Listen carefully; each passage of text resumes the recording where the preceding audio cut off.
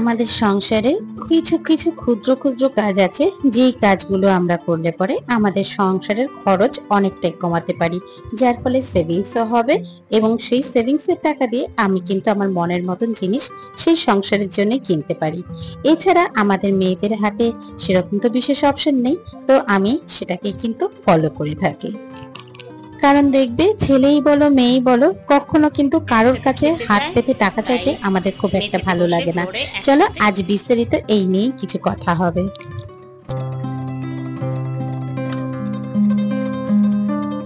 নমস্কার, আমি রিঙ্কু। আমার এই ছোট্ট পরিবারের সকলকে আমন্ত্রণ জানাচ্ছি। আশা করি যে যেখান থেকে আজকের ব্লগ ভিডিওখানে দেখছো তোমরা বেশ ভালো আছো। আজ ভিডিওটা শুরু করলাম ঠাকুর ঘর থেকে। সকালবেলা গোপালকে বাল্য সেবা দিলাম, আর তারপরে ভাবলাম চলো তোমাদের সাথে ব্লগটা শুরু করি। আর দেখছো সারাটা দিন কি অবস্থা, কোনো সময় বৃষ্টি কোনো সময় রোদ। আজ যে ব্লগটা তোমাদের সাথে শেয়ার করছি এটা কিন্তু রবিবারের ব্লগ। আজ অন্যান্য দিনের মতন সেরকম বিশেষ তাড়া নেই বলে আজকে একটু দেরি করে উঠেছি। 7:30টার সময় ঘুম থেকে উঠেছি। উঠি আগে চা জল খাবার খেলাম, ওদিকে গোপালকেও জাগিয়ে রেখে এসেছি। আর তারপর এই যে সকালের জল খাবারে আজকে বাইরে থেকে এনেছে পেটাই পরোটা। এটা ছেলে আর দেওর খাবে, আর হাজবেন্ডের জন্য করতে হবে রুটি, হাতে করা রুটি। সেই রুটি দেব। এবং আর গতকালকে কিছু আটা মাখা ছিল, সেটাকে একটু গরম তেলে ভেজে নেব, একটু পরোটার মতন করে। আজ সারাদিন কোনো সময় রোদ কোনো সময় বৃষ্টি।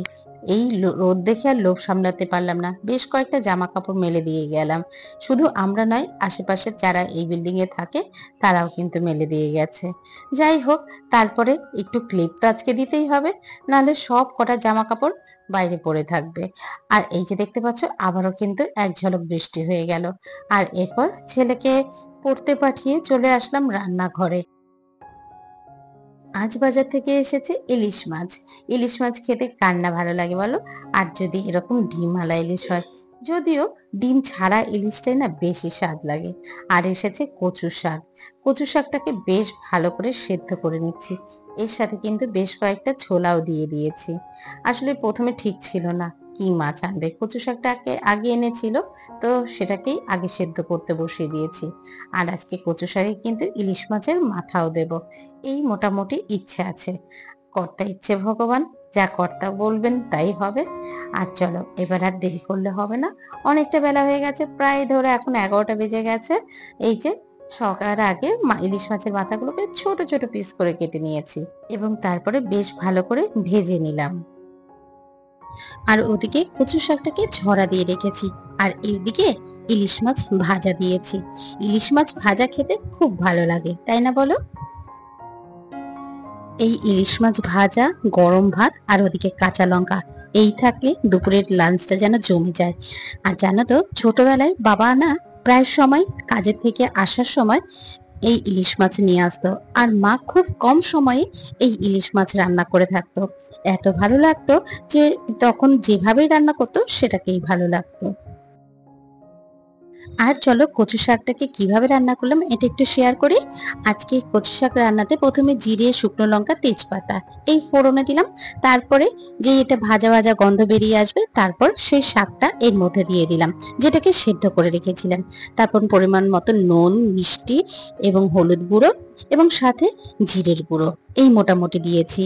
আর এটাকে অনেকক্ষণ ধরে কিন্তু ভাজতে হবে, একদম জলটা টেনে যাবে, তারপরে তুমি বুঝতে পারবে কচু শাকটা রেডি। এদিকে কচু শাকটা হতে হতে আমি কিন্তু ওপাশের কড়াতে কিন্তু মাছের ঝোল বসিয়ে দিয়েছি।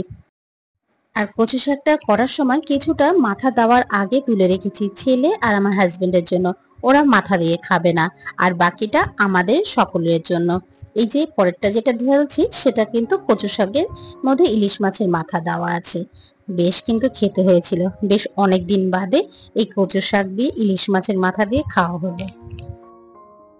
আর আমরা যখন রান্না পরিবেশন করব, সবার আগে যেন একটু দর্শনটা দেখতে সুন্দর হয়। পেহলে দর্শনদারি বাপের গুণ বিচারি, এরকম একটা কথায় আছে। তো সেটাকেই খেয়াল রাখলাম। তো এইভাবে করে গুছিয়ে নিলাম। আর এরপরে মাছের ঝোল করব। আজকে মাছের ঝোলটা করছি ইলিশ মাছের ঝোল, যেখানে থাকবে বেগুন, আলু, ডাঁটা আর ওদিকে কিছুটা কুমড়োর ডগা। এই মোটামুটি এই দিয়ে মাছের ঝোলটা করব। ওদিকে কড়াতে জিরে আর কালো জিরে ফোড়ন দিয়েছি, তারপর সমস্ত সবজিটা দিয়ে দিলাম। এরপর বেশ ভালো করে এটাকে কষাতে হবে। তাতে নুন, হলুদ আর কাঁচা লঙ্কা, পুরোটাই কাঁচা লঙ্কাতে রান্না হবে। আর জানো তো বন্ধুরা, আমাদের ডেইলি যে আমরা চলাফেরা করি বা রান্না বান্না করি, তার মাধ্যমে কিন্তু আমরা কিছু কিছু জিনিস বুঝতে পারি, যেই খরচগুলো আমরা কমাতে পারি, যার ফলে আমাদের সংসার খরচ কিন্তু অনেকটাই কমে। যেমন এই ধরো না, যেমন গ্যাসটায় আমি রান্না করছি, তাতে একটু ঢাকা চাপা দিয়ে রান্না করছি, তাতে কি হবে বলো তো? আমার গ্যাস কিছুটা হলেও সেভ হবে। তাতে আমার গ্যাস যেখানে 21 দিন যেত, সেটাকে আমি 1 মাসে টেনে নিয়ে যেতে পারবো। আমার সংসারের ক্ষেত্রে কিন্তু আগে তাই হতো। এছাড়াও আমরা যখন ভাত রান্না করি, সেই ভাত রান্না করার সময় যদি কিছুটা ভাত হয়ে যাওয়ার পরে বন্ধ করে রাখি গ্যাসটা, তাহলে কিন্তু অনেকটা গ্যাস সেভ হয়। এবং আবার 15 মিনিট পরে গ্যাসটা আবার ধরিয়ে দিলে আর তারপরে 10 মিনিট মতন রান্না করলেই আমার ভাত কিন্তু পুরো রেডি হয়ে যায়। যাই হোক, আমি এইভাবেই ছোট্ট ছোট্ট জিনিসের মাধ্যমে আমি আমার সংসারে সঞ্চয় করে থাকি। আর এই দেখো, তোমাদের সাথে কথা বলতে বলতে আমার কিন্তু এখানে রান্না পুরোপুরি কমপ্লিট। আর লাস্টে শুধু একটু কালো জিরে বাটা আর কাঁচা লঙ্কা বাটা দিয়ে ঝোলটাকে নামালাম, সাথে একটু পিঠালিও দিলাম। ব্যাস, মাছটাকে একটা পাত্রে ঢেলে রাখলাম আর ঝোলটা আরেকটা পাত্রে। তাতে কি হবে বলতো, মাছটা কিন্তু একদম ভাঙবে না। আর এই আমার মোটামুটি রান্না কমপ্লিট। এই যে ইলিশ মাছের ঝোল, একটার মধ্যে মাছ বেড়ে রেখেছি, আরেকটার মধ্যে এখানে ঝোল, এই ঝোলটাকে আলাদা করে রেখেছি। এদিকে ভাতটা বসিয়ে রেখে চলো কি কি রান্না করলাম সেটা একটু তোমাদের সাথে শেয়ার করি।